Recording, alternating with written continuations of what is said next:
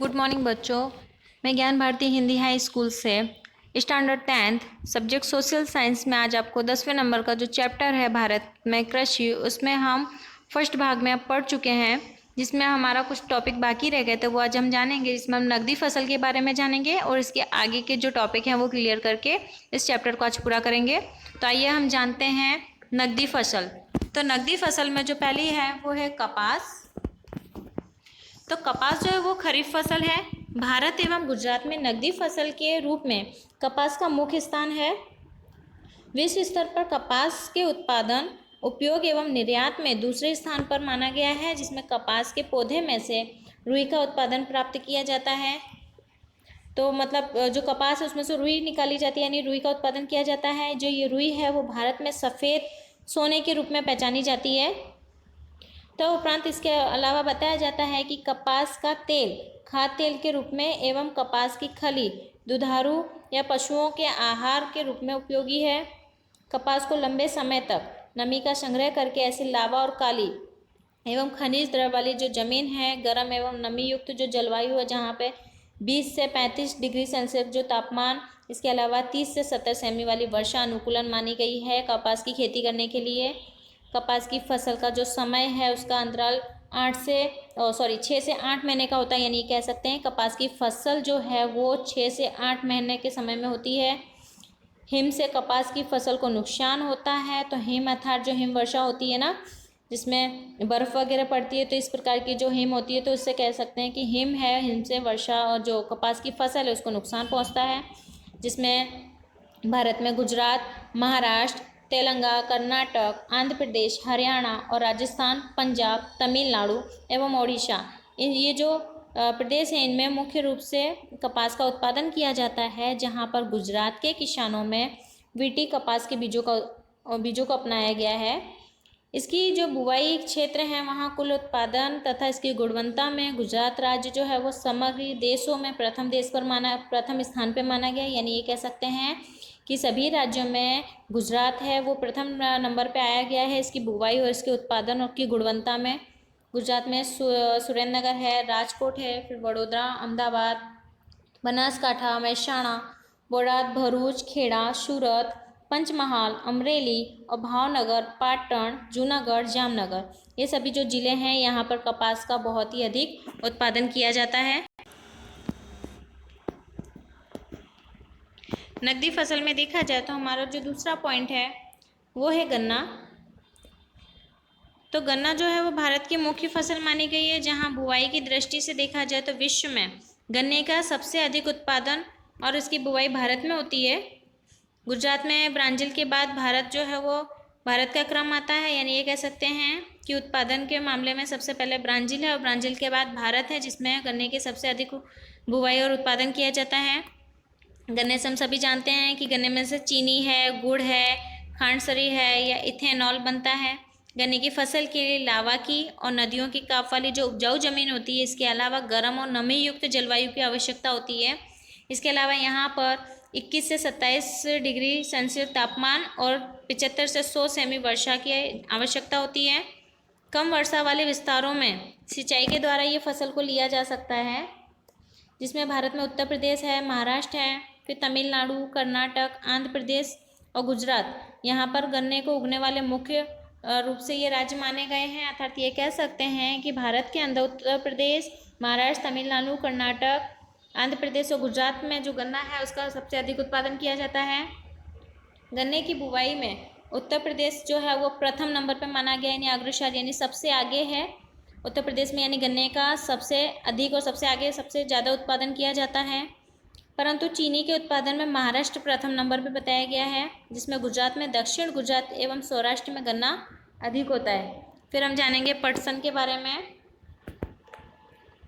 तो पटसन के उत्पादन में भारत वर्तमान में प्रथम क्रम पर है, यानी अभी का जो समय चल रहा है उस हिसाब से देखा जाए तो चलते हुए वर्तमान यानी में भारत प्रथम नंबर पर बताया गया है।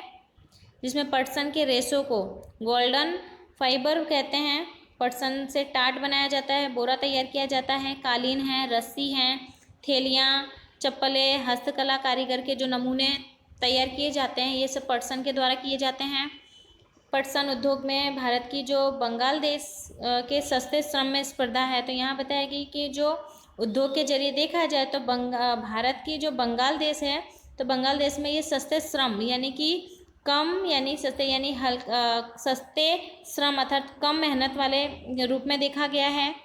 पटसन की फसल को नदियों के मुख्य त्रिकोण जो प्रदेश होते हैं, त्रिकोण प्रदेश होते हैं, वहाँ पर जहाँ हर नया एक काप बिछता है, ऐसी उपजाऊ जमीन और गर्म और नमी युक्त वाली जलवायु का उपयोग किया जाता है, जहाँ पर 30 से 40 डिग्री सेल्सियस तापमान और 100 सेमी से अधिक वर्षा की आवश्यकता होती है पटसन के लिए। भारत में पश्चिम बंगाल में गंगा के मुख्य त्रिकोण का प्रदेश, असम, बिहार, ओडिशा एवं उत्तर प्रदेश में पटसन का उपयोग अधिक देखने को मिलता है। फिर नेक्स्ट पॉइंट रहेगा हमारा तंबाकू। तो तंबाकू जो है वो भी एक खरीफ फसल है। तंबाकू की फसल के लिए रेतीली दोमट मिट्टी वाली ज़मीन का उत्पादन किया जाता है, उपयोग में लिया जाता है, जिसमें 20 डिग्री सेल्सियस तापमान और 100 सेमी से भी अधिक वर्षा का मतलब अधिक अनुकूलन बताएगी, जहां तंबाकू की फसल के लिए जलवायु की अपेक्षा जमीन अधिक निर्णायक परिबल है। चीन, ब्राज़ील, भारत एवं अमेरिका विश्व के तंबाकू उत्पादन एवं निर्यात करने वाले मुख्य 4 देश बताए गए हैं, जिसमें भारत में गुजरात, आंध्र प्रदेश, उत्तर प्रदेश, कर्नाटक जो है वो तंबाकू उत्पादित करने के लिए मुख्य राज्य के रूप में माना गया है।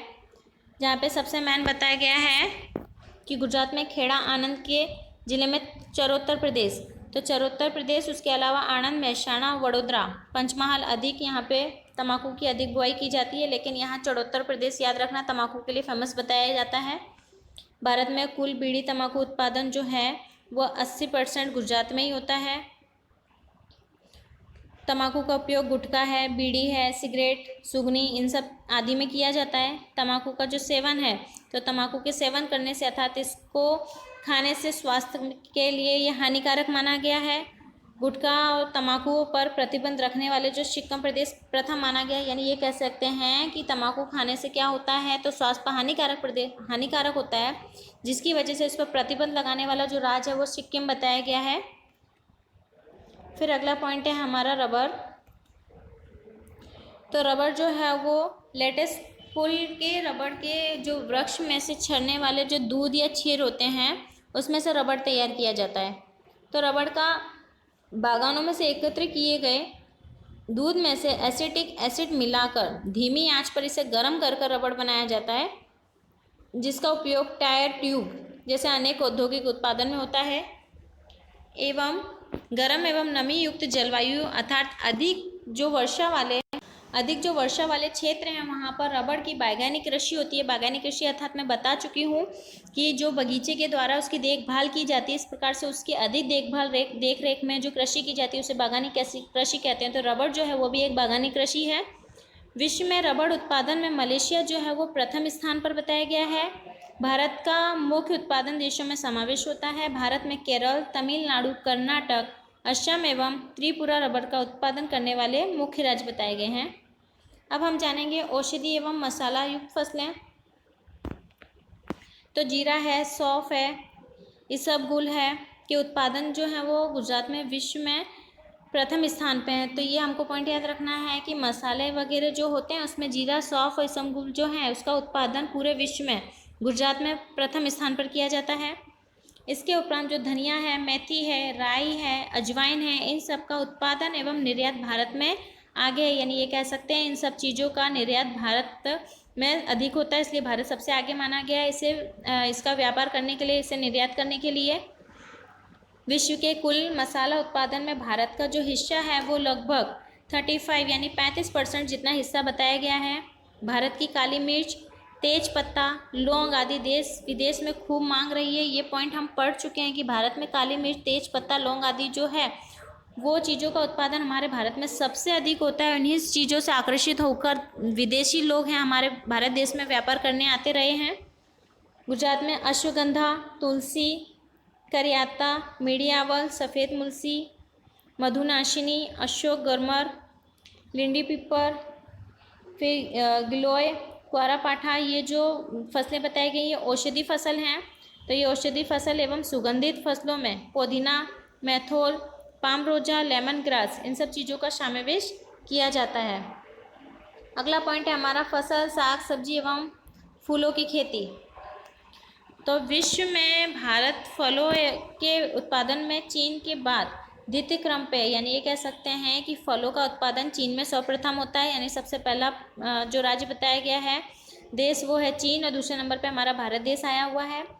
भारत में केला, आम, सेब, अंगूर, नाशपाती आदि जो हैं फल, इन सब की खेती की जाती है, जिसमें केला तमिलनाडु में, गुजरात एवं महाराष्ट्र में, सेब जम्मू कश्मीर में, हिमाचल प्रदेश में देखा जाए तो अंगूर उत्तराखंड, फिर महाराष्ट्र, हिमाचल प्रदेश में, जम्मू कश्मीर, पंजाब, तमिलनाडु एवं आंध्र प्रदेश में होता है। भारत में अंगूर का जो उत्पादन की मांग की अपेक्षा कम होने से इसका अफगानिस्तान, पाकिस्तान एवं ऑस्ट्रेलिया में आयात करते हैं, यानी ये कह सकते हैं कि भारत में अंगूर का उत्पादन की मांग अधिक है, लेकिन यहाँ पर इसका उत्पादन कम होने की वजह से इसका हम आयात करते हैं, यानी इसे खरीदते हैं। अफगानिस्तान और पाकिस्तान, ऑस्ट्रेलिया से अंगूर का आयात होता है।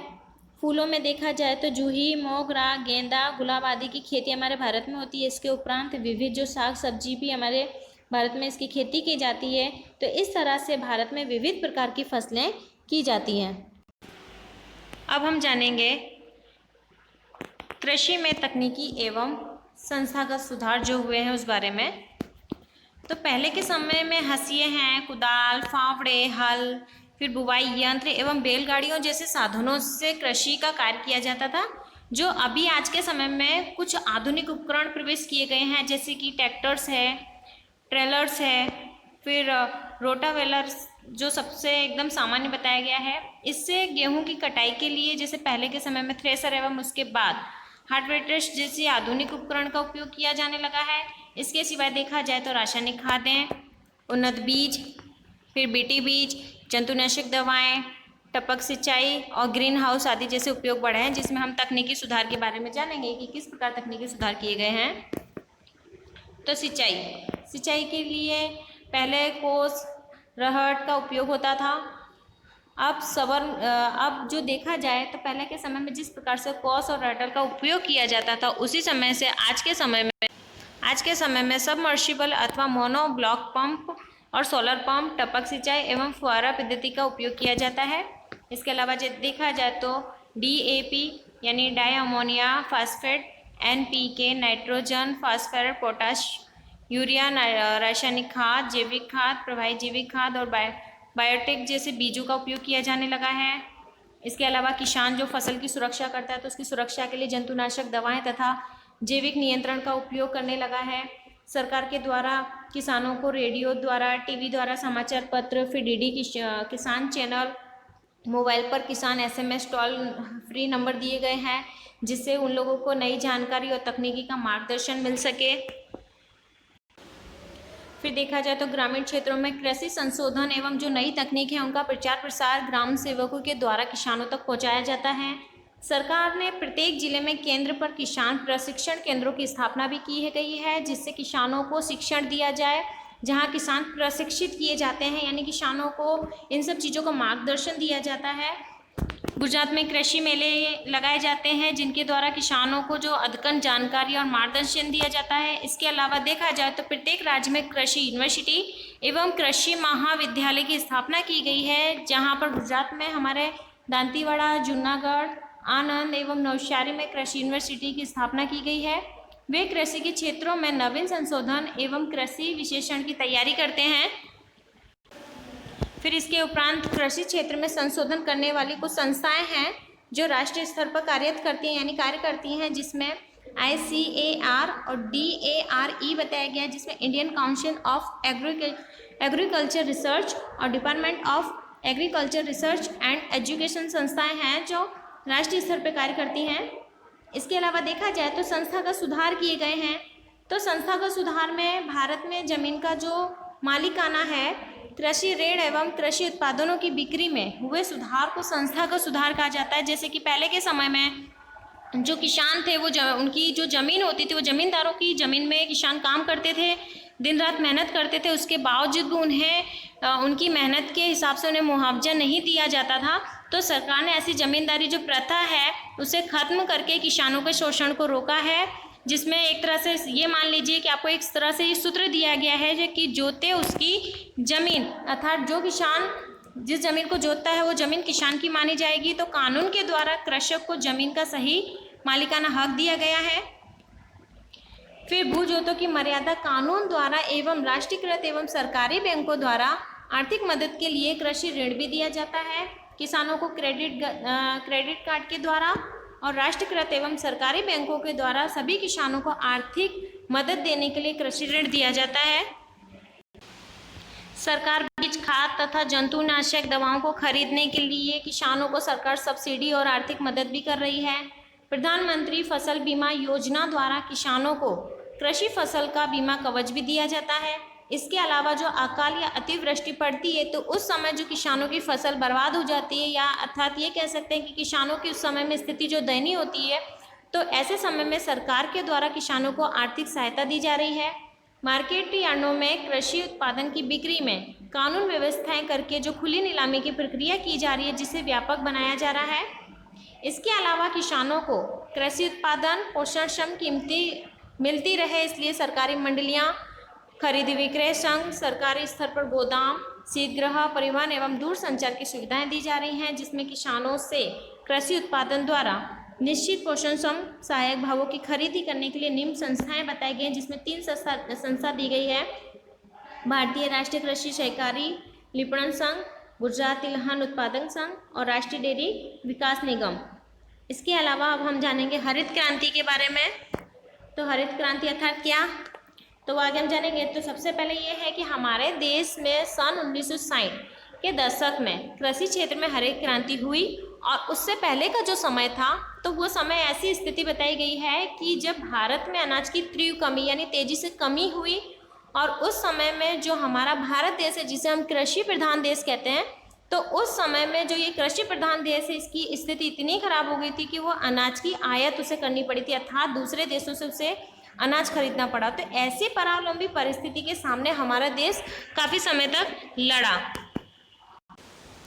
बीजों की उन्नति, किस्में, रासायनिक खाद का बड़ा उपयोग, देश के किसानों का प्रचंड पुरुषार्थ, बिजली की व्यापक व्यवस्था, सिंचाई की सुविधा में सुधार आदि परिबल में कृषि क्षेत्र के उत्पादन में हुए असाधारण जो बढ़ते हुए को हम हरित क्रांति के रूप में जानते हैं। तो हरित क्रांति की ये एक तरफ से देखा जाए तो परिभाषा के रूप में होगी कि बीजों की उन्नति, किस्में, रासायनिक खाद का बढ़ता हुआ उपयोग बताया गया, किसानों में काफ़ी प्रचंड पुरुषार्थ आया है, बिजली की अच्छी सुविधा हुई है, सिंचाई की सुविधाओं में काफ़ी सुधार देखने को मिला है।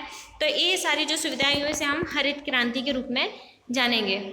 हरित क्रांति का मुख्य उद्देश्य क्या है, तो कृषि उत्पादकों में वृद्धि करना, अर्थात कृषि जो फसल का उत्पादन करता है तो उनके उत्पादकों में वृद्धि होना, किसानों को अधिक प्रमाण में रासायनिक खाद, जंतुनाशक का उपयोग करने में प्रेरित किया गया है, एवं कृषि उपज में वृद्धि के लक्ष्य को प्राप्त करने की सफलता भी मिली है।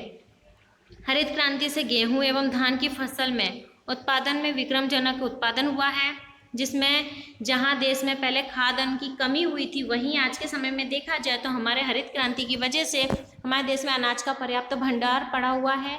एक समय जब अकाल भारत में कुछ समय के बाद आपदा में बदल गया था, तो हरित क्रांति के बाद उसे प्रभाव नहीं देखे, यानी ये कह सकते हैं कि जिस समय में भारत में अकाल पड़ा तो उस समय में जिस प्रकार से परिस्थिति बदली, तो हरित क्रांति के बाद ऐसे प्रभाव देखने को नहीं मिले हैं, और इसीलिए हमें अनाज के जो सुरक्षित भंडार हैं, जो अकाल या पानी की कमी होने पर ऐसी परिस्थिति का हम लोग सामना कर सके हैं।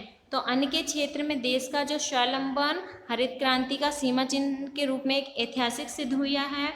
आज जो नकदी फसलों की बुवाई बढ़ने से दलहन एवं धान फसलों की बुवाई क्षेत्र में उत्पादन घटा है, एवं इन्हीं फसलों का फसल का उत्पादन होने से ज़मीन में काफ़ी उपजाऊपन भी घटता जा रहा है। विश्व के देशों में कृषि के क्षेत्र में उन्नत तकनीक का उपयोग जो प्रगति की है वहाँ तक पहुँचने के लिए हमें अब हरित क्रांति के लिए तैयार होना पड़ेगा। अर्थात हमारे एक हरित क्रांति तो हमारे पास थी, इसके अलावा हमें ये कहा गया है कि इस प्रकार से जो फसलों और बुवाई का उत्पादन घटता जा रहा है, ज़मीन का जो उपजाऊपन घट रहा है, और जो उन्नत जो तकनीक है उनका उपयोग करके हमें क्या करना पड़ेगा, तो दूसरी हरित क्रांति के लिए फिर से तैयार होना पड़ेगा। अब हम जानेंगे भारत अर्थतंत्र में कृषि के योगदान। तो कृषि भारत का मुख्य व्यवसाय है। स्वतंत्रता के समय कृषि क्षेत्र पर जो भार था वह अब कम हुआ है। इसके बावजूद अर्थतंत्र में इसका काफ़ी योगदान महत्वपूर्ण है, जैसे कि यह देश के लगभग आधे लोगों को रोजगार देती है। इसके अलावा कृषि क्षेत्र देश के कुल सकल घरेलू उत्पादन जीडीपी का लगभग 17% भाग रखता है। भारत के महत्वपूर्ण जो कृषि उत्पादन चावल है, गेहूं है, तिलहन, कपास, पटसन, चाय, कॉफ़ी, गन्ना, तंबाकू आदि, आलू वगैरह जो हैं, इसके निर्यात से हमारे भारत में काफ़ी विदेशी मुद्राएं भी प्राप्त होती हैं। कृषि उपज में उत्पादन में भारत विश्व के दूसरे स्थान पर आया हुआ है, इसलिए इसे कृषि प्रधान देश भी कहा गया है। सूती कपड़ा है, चीनी, कागज़, तेल आदि जो हैं सामग्रियाँ, इन प्रकार के जो उद्योग के लिए कच्चा माल जो है वो भी हमारे कृषि से ही उपलब्ध होता है। कृषि से भारत के लोगों को भोजन प्राप्त होता है। इसके अलावा जो अनियमित और अनिश्चित वर्षा एवं सिंचाई के जो क्षेत्र में अल्प सुविधा के कारण जो कृषि के क्षेत्र में विश्व बाजार में भारत का प्रदर्शन सातपूर्ण नहीं रहा है। ये बताया गया है कि एक तरफ से देखा जाए तो कृषि मतलब भारत के जो लोग हैं उन्हें भोजन तो इसी कृषि से प्राप्त होता है, लेकिन कुछ अनियमित और अनिश्चित वर्षा और सिंचाई के कुछ अभाव हैं, अभी भी जो अच्छी सिंचाई होने की सुविधा नहीं हो पा रही हैं, उसकी वजह से अच्छी फसल ज़्यादा फसल ना होने के रीज़न से विश्व में पूरे विश्व में बाजार की स्थिति से देखा जाए तो भारत का प्रदर्शन पूरी तरह से नहीं हो पा रहा है। अनाज का संरक्षण, तो आज किसी भी देश के लिए अन्न सुविधा आवश्यक है। यदि अनाज की मांग बढ़ती है तो अन्य बड़े पैमाने पर आयात करनी पड़ती है, तो उस देश की जो राजनीतिक स्वतंत्रता है वो खतरे में पड़ती है। अर्थात ये कह सकते हैं कि आज किसी भी देश में अन्न की सुविधा आवश्यक है, तो मतलब अन्न की सुविधा सबसे ज़रूरी है, तो अन्न की मांग भी बढ़ेगी। तो इसलिए कहने का अर्थात ये है कि हमें स्वावलंबी बनना चाहिए, यानी हरित क्रांति के कारण हमें स्वावलंबी बनना चाहिए अपने देश में, यानी अनाज की इस प्रकार से उसका फसल का उत्पादन करना चाहिए ताकि हमें अनाज के लिए आयात ना करनी पड़े, क्योंकि अनाज का आयात करने से जो राजनीतिक स्वतंत्रता है वो खतरे में पड़ सकती है। इसलिए अनाज उत्पादन में वृद्धि के साथ देश की जनसंख्या में भी वृद्धि हुई है, और सन 1951 में देश की जो जनसंख्या 36 करोड़ 10 लाख थी, परंतु आज देखा जाए तो 125 करोड़ से भी अधिक है। इससे अनाज की मांग सतत बढ़ती जा रही है, तो इसलिए हमें हमारे देश में ही अनाज की उत्पादन करना चाहिए, हरित क्रांति के द्वारा स्वावलंबी बनना चाहिए। इसके बावजूद हमारे देश में पिछले 5 वर्षों में अनाज का उत्पादन बढ़ा, जो सन 1950 और 51 में भारत में 51 करोड़ टन अनाज उत्पादन हुआ था, जो बढ़कर 2013-14 में विक्रम स्तर पर देखा जाए तो 265.4 करोड़ टन हुआ है। और आज हमारे पास इतना अनाज है कि न्यूनतम आवश्यकता भी हम पूरी की जा सकती है। इस भंडार को हमें हमेशा बनाए रखना चाहिए, इसमें हमें हमेशा वृद्धि करना आवश्यक है, और इस भंडार को बनाए रखना और इसमें वृद्धि करना इसलिए आवश्यक है ताकि आने वाले कभी भी ऐसा समय आए कि अकाल या अनाज के कम उत्पादन के समय अगर अनाज की तंगी हो तो उस तंगी को हम रोक सकते हैं। अनाज के गोदामों में रहे अनाज को सुरक्षित रखने की जो वैज्ञानिक पद्धतियां हैं उसे अपनाकर अनाज को बिगाड़ होने से हमें बचाना चाहिए। यह अनाज हजारों गरीब परिवारों को मुफ्त दे करके भूख मिटाई जा सकती है। अनाज का बिगाड़ रोकना समय की एक आवश्यक मांग है। अनाज के जो संग्रह एवं प्रबंधन की व्यवस्था सुदृढ़ करने अत्यंत आवश्यक बताई गई है, जिसमें सरकार खाद्य सुरक्षा कानून द्वारा गरीबी तक आज अनाज पहुंचाने की व्यवस्था एक अच्छी शुरुआत की गई है।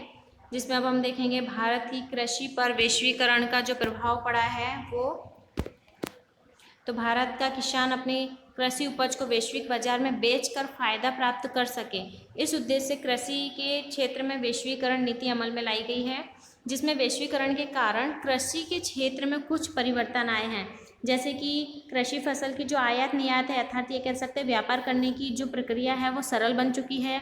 गुजरात में कपास है, काली मिर्च, तिल चीन के बाजार में एवं विश्व के विविध फल भारत के बाज़ारों में भी मिल रहे हैं। तो वैश्वीकरण से भारत में बहुराष्ट्रीय कंपनियों द्वारा विक्रय किए जाते ऊंची कीमत की जेनेटेक्निक यानी मॉडिफाइड बीटी बीज जो आए हुए हैं, जिससे कृषि का जो खर्च है वो बढ़ रहा है, परंतु कपास एवं मक्के की जो उत्पादन इससे वृद्धि भी देखने को मिली है।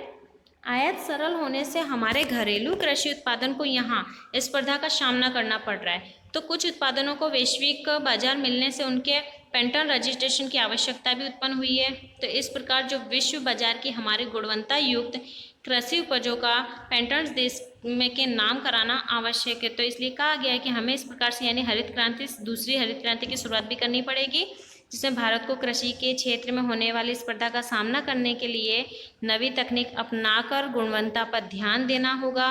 कृषि क्षेत्र के जुड़े लोगों की आर्थिक उन्नति एवं सदस्यता को बढ़ाने के लिए योजनापूर्वक हमें कदम उठाने होंगे। बढ़ती हुई जो जनसंख्या है एवं भविष्य में जो बढ़ने वाली कृषि उपज की मांग के साथ साथ आर्थिक प्रगति की विकास यात्रा को बनाए रखने के लिए हमें फिर से यानी द्वितीय हरित क्रांति के लिए कुछ ठोस व्यूहरचना बनानी आवश्यक है। तो यहाँ बच्चों आपका ये चैप्टर पूरा हुआ है।